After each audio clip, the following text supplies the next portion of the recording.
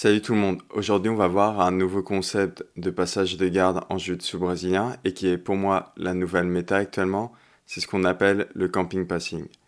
Donc le camping passing c'est un concept que personnellement j'ai commencé à tester depuis quelques temps déjà et qui fait désormais partie intégrante de mon jeu en top position.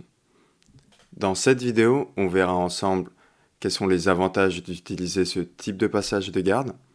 On verra également ensemble les différents types de camping passing. On verra bien sûr les limites et les défauts que peut avoir ce type de passage de garde. Et on verra comment même l'élite mondiale utilise ce type de passage de garde pour passer la garde. Et je l'espère, cette vidéo te permettra de t'inspirer et éventuellement d'ajouter le camping pass à ton jeu. Alors déjà, première chose, qu'est-ce que le camping?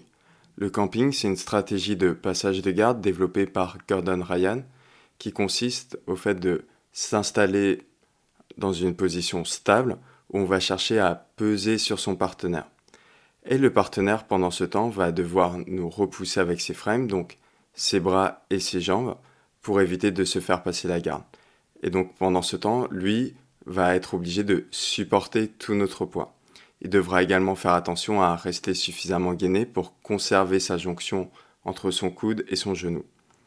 Donc en gros, vu que votre partenaire se fatigue alors que vous êtes assez stable, lui, sa jauge d'énergie va baisser alors que la tienne va rester très stable.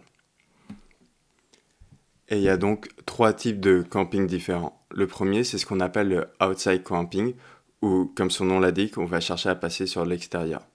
Donc la première étape, on va juste créer un angle suffisamment avantageux pour pouvoir dépasser la ligne de hanche de son adversaire. C'est ce qu'on appelle se mettre en position de J-point.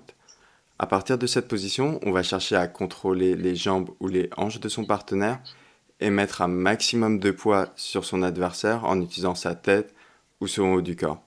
Et à partir de là, ton adversaire va être obligé de chercher à te repousser avec ses bras et il va également devoir faire en sorte de gainer sa sangle abdominale pour pouvoir conserver sa jonction coude-genou et éviter de se faire passer la garde. Et donc petit à petit, comme on l'a expliqué, il va se fatiguer, on va le pousser à faire une erreur qui va nous permettre soit d'améliorer notre position, soit de passer directement la garde.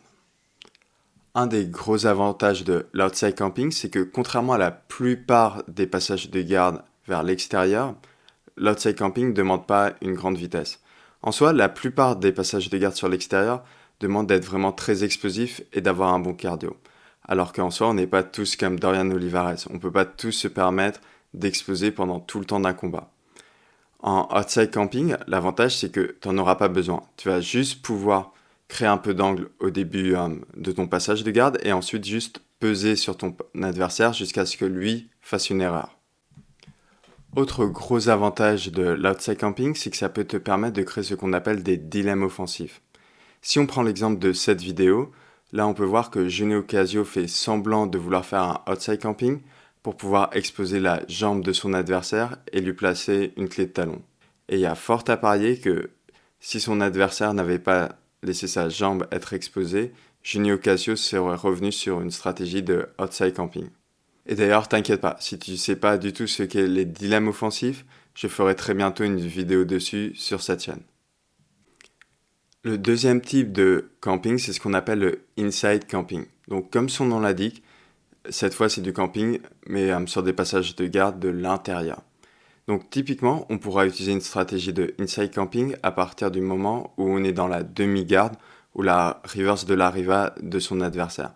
Et là encore, c'est exactement le même principe qu'en outside camping. On va chercher à petit épuiser son adversaire en exerçant du poids sur lui et en le forçant à nous porter. Et donc on va distinguer deux types différents de inside camping. Le premier, le high head, qu'on utilisera en particulier quand notre adversaire va être plutôt compact et recroquevillé. Et le deuxième type, c'est ce qu'on appelle le low head, où on utilisera en particulier quand notre adversaire va plutôt chercher à étendre ses bras ou étendre ses jambes. Et de manière générale, on utilise une alternance entre ces deux types de inside camping pour exercer du poids de la meilleure manière sur son adversaire.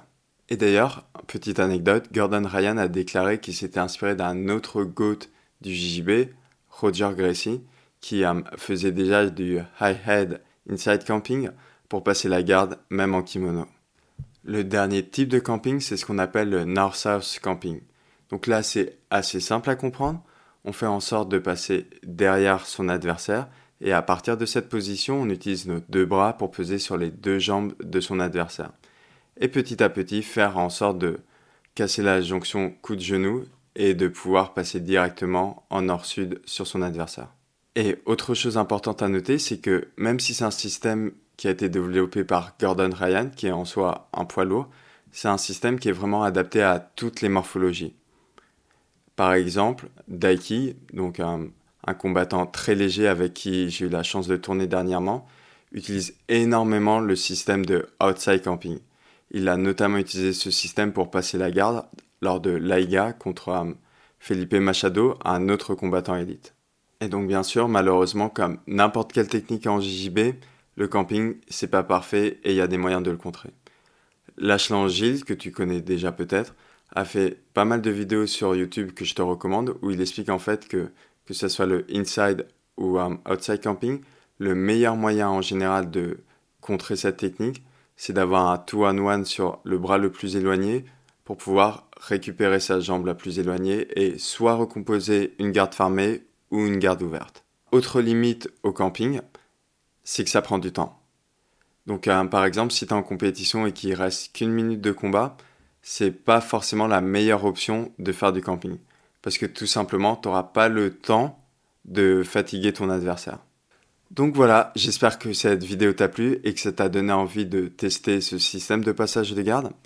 N'hésite pas en commentaire à me dire ce que tu penses du camping. Tu peux également me dire quel est en général ton système de passage de garde préféré. Ou n'hésite pas à me faire tes suggestions de techniques ou sujets que tu aimerais voir traités sur cette chaîne. En attendant, n'oublie pas de liker la vidéo. Pense également à t'abonner à la chaîne si ce n'est pas déjà fait. Tu peux également me suivre sur Instagram. Le nom du compte c'est Jonathan-IFT. Et je te dis à très bientôt.